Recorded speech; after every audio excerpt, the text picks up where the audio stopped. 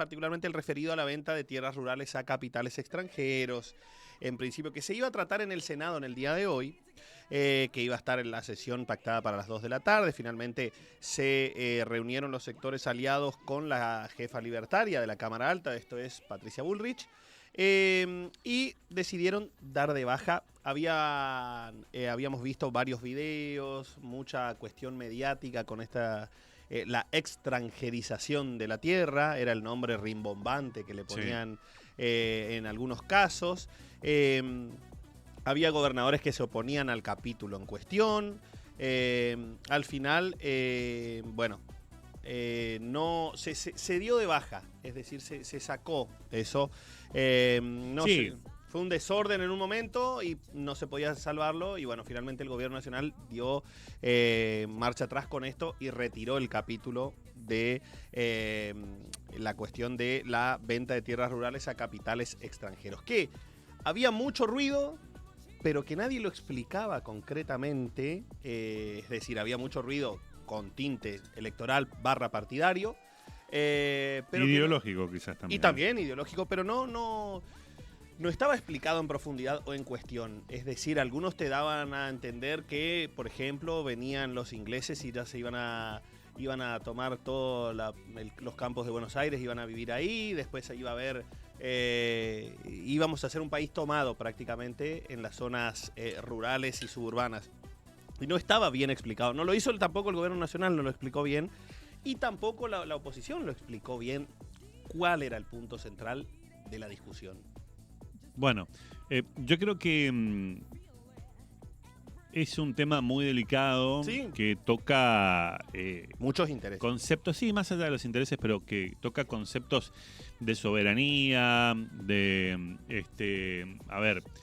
la concepción del Estado, territorio, un montón de cuestiones que uno tiene que entrar a interiorizarse a los efectos de poder entender cabalmente la situación, ¿no? Yo la verdad miraba o escuchaba las voces que estaban a favor o en contra de este proyecto, sí, y muchas veces también no entendía puntualmente hacia dónde querían llegar con esto, ¿no? Más allá de que, insisto, hubo mucha información cruzada, pero por ahí la gente y a todos nos resultaba un poquito tedioso entender la cuestión. ¿Qué sé yo? Las provincias mantenían su... A ver, me parece que hay que en esto, Sergio, hay que ser muy claro.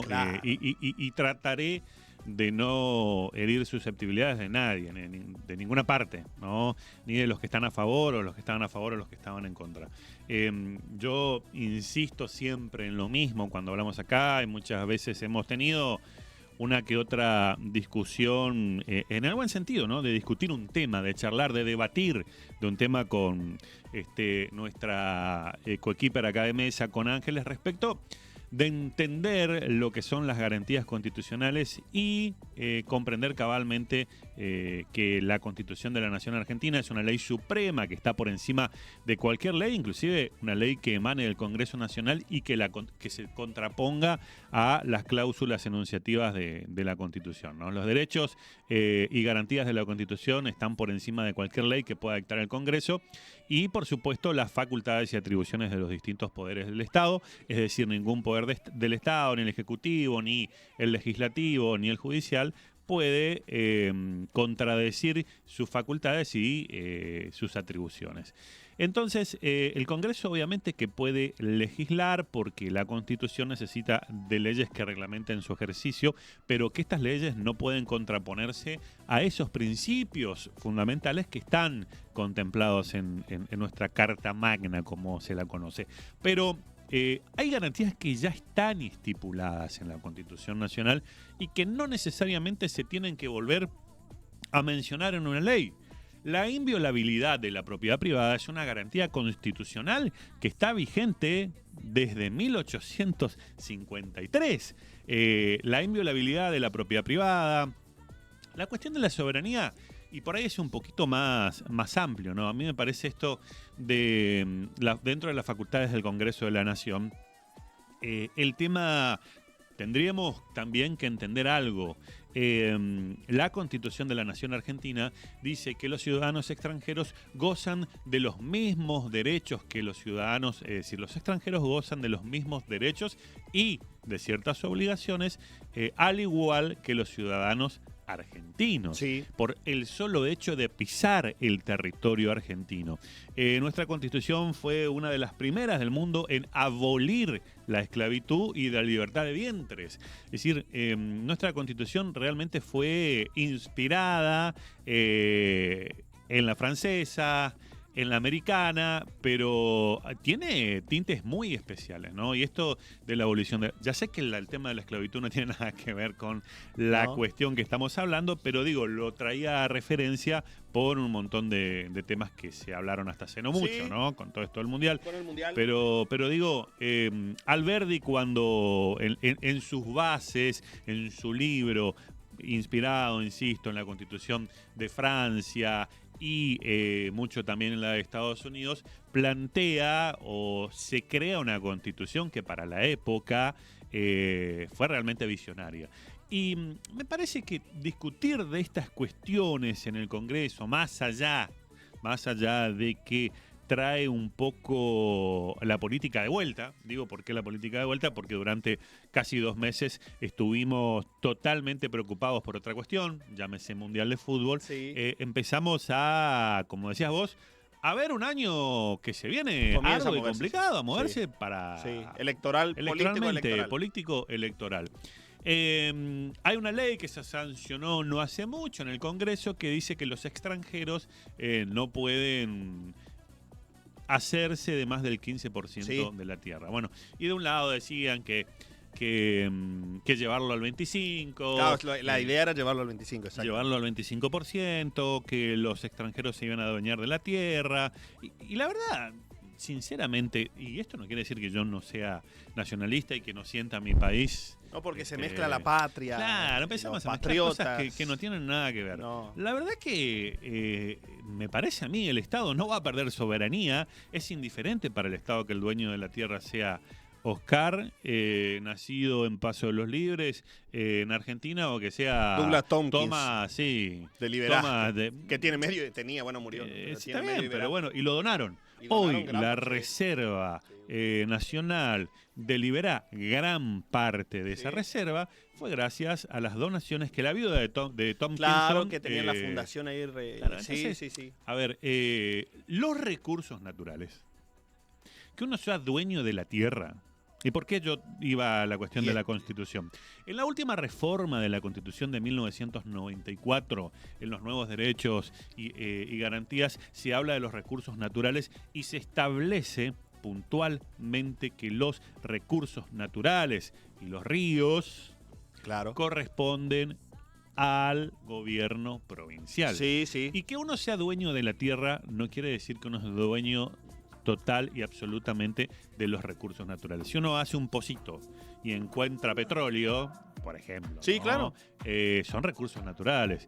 La minería son recursos naturales. Y la explotación de esos recursos naturales requiere de la autorización y del Estado provincial. Sí. Y el Estado provincial es el dueño de esos recursos naturales. Por más que el dueño de la tierra sea Sergio, Oscar, Tompkinson, no sé, el que sea, no quiero... Entonces, a mí me parece que acá hay cuestiones que no entiendo o no comprendo el debate en el sentido estricto del debate en sí. ¿Qué estamos debatiendo? Es decir, que alguien...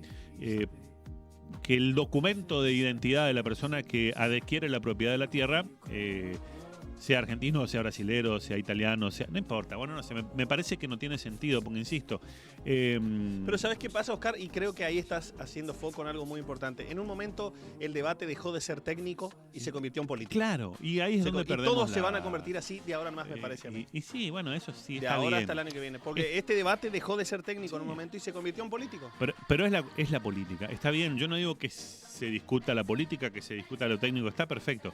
Ahora, a veces confundimos muchísimo a los ciudadanos que por ahí no están tan interiorizados en estas cuestiones de check, pero al final si se aprueba la ley, va a poder venir Tomkinson y comprar y va a ser dueño de mi... Va a ser, no, va a ser, a ver, si yo se lo quiero vender y me paga el precio que yo creo que vale, y se lo voy a poder vender, ahora no va a ser dueño del país. Porque después tenemos al otro lado decir, che, somos tan nacionalistas, somos tanto, pero tenemos una base china. Sí, claro. Exactamente. En la Patagonia. En la Patagonia, sí. En uno de los lugares, y esto insisto, no quiero herirse susceptibilidades de nadie, no estoy a favor ni en contra ni de uno ni del otro, estoy describiendo realidades. Tenemos una base china, una extensión de soberanía china dentro de nuestro territorio, en donde no por un convenio, por un montón de tratados internacionales, el Estado Nacional no puede tener injerencia dentro de ese territorio. Eso es perder soberanía, me parece a mí. No venderle tierras a una persona Oscar, que sea de otro país. Que hablabas vos de lo técnico. Si vamos a la cuestión ideológica, en Brasil gobierna el progresismo, ¿no? De Lula. El progresismo de centro-izquierda es el gobierno de Lula. El PT es un gobierno que tiene raíz de centro-izquierda. Habría que ver si realmente ha progresado Brasil con el gobierno de Lula. Un límite máximo del bueno. 25% tiene Brasil, por ejemplo, para la compra de... En Uruguay no hay límite. No. En Paraguay tampoco. Es decir, los países de alrededor tienen ciertas cuestiones similares a la Argentina. Tiene 15 la Argentina. Uno de los puntos era, como vos decías, extender a... Bueno, pero yo insisto en esto, Sergio. Pongamos que venga un capital extranjero. Pongamos que no haya límites, ¿sí? Pongamos que no existen límites. Y que venga un capital extranjero y diga, me quiero comprar todo Liberá. Y empiece, bueno, vos tenés 10 hectáreas, te compro 10, Horacio tiene 1000, le compro 1000, Gabriela tiene 5000, le compro 5000, Oscar tiene 100, le compro 100. Y empieza a comprar, y soy dueño de los campos que son linderos a los esteros de Liberá, porque es una reserva natural, ¿no? Sí. Para poder comprarla se necesita autorización del Congreso, nacional, provincial. Es una reserva que era una reserva provincial y después... En la época de Macri, el Estado provincial, a través de una ley, la transfirió. Bueno, toda una historia, ¿no? Pero decir, no es que los bienes del Estado se pueden vender así nomás y dale que haga. No, pero ponele que son capitales privados, pertenecen a personas privadas. Viene alguien y puede empezar a comprar las tierras. No es que va a decir, che, traigo una máquina, me chupo toda el agua y me la llevo a Yanquilandia. No. A ver, salvo que haya un Estado ausente que lo permita, salvo que el Poder Legislativo no lo vea y haga o mire para el costado. Claro. Porque acá hay capitales argentinos,